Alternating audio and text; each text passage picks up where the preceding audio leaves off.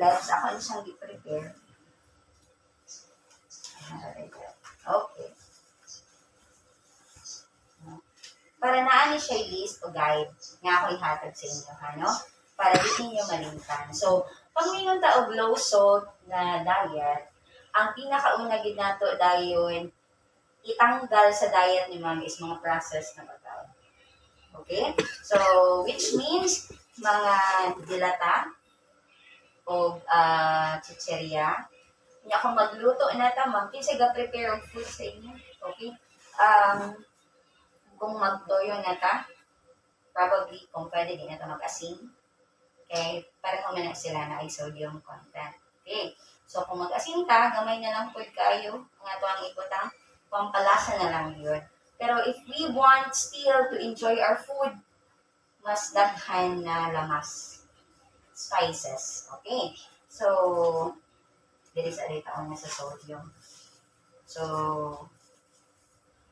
and always, we should always check the label sa mga pagkaon.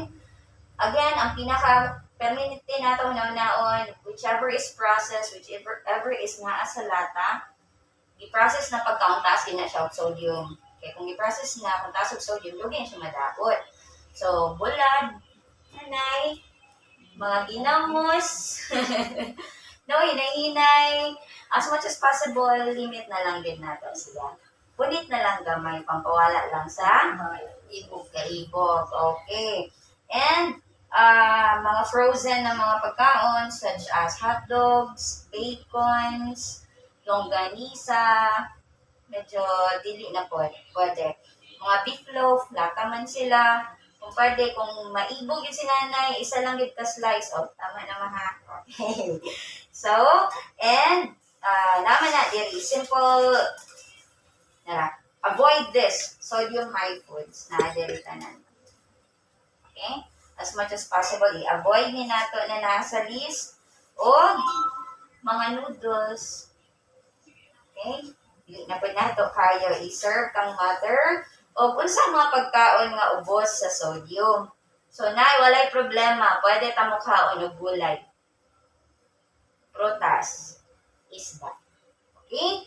So, ang pagluto na lang po, sabaw, as much as possible, dili prito, steam sabaw. Okay? So, ako yung siyang ihatag din sa sodium na list o mo-proceed ta sa iyahang fat. Okay? So, sa fat content, medyo gibawalan po si mother. So, ang pag-present po nato sa pagkaon is sabaw gyapon, steam, o kung isa lang kakutsara nga mantika, as much as possible, vegetable oil. Okay? And, ang fish, kanang bangus, diliti yan. Kitaas po siya fat.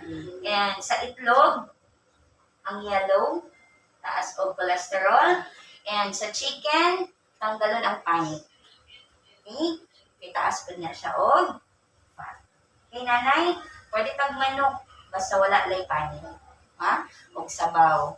As much as possible. Kung maibog si nanay fried chicken, tanggalon ang panit, unod ragi hapon ang pipa.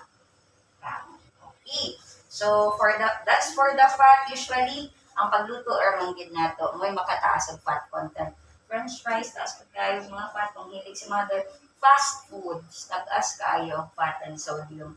So, that's the one good. Basta low fat, low salt. Pero nanay, you can still enjoy your food. Pwede pagit kayo kamakaon. Basta mo ingon na, wa na ko yung makaon, di na ko ganahan.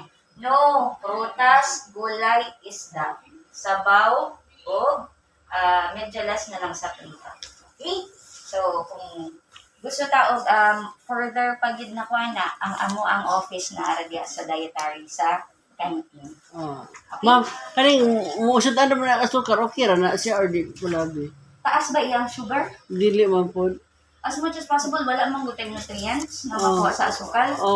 Sugar, calorie na gid atong makuha sa sugar. Kay ginamit siya pero gamay ra yang yes, pampalasa. Pampalasa ta. Ayaw lang gid isudan. Pampalasa lang niya. Pampalasa lang. Ha?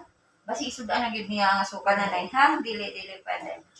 Kung gusto mo sudan, gulay gid pinaka-safe. Sabaw, gulay, mga leafy vegetables. Okay? Thank you, ma'am. Thank you. God bless. ma'am.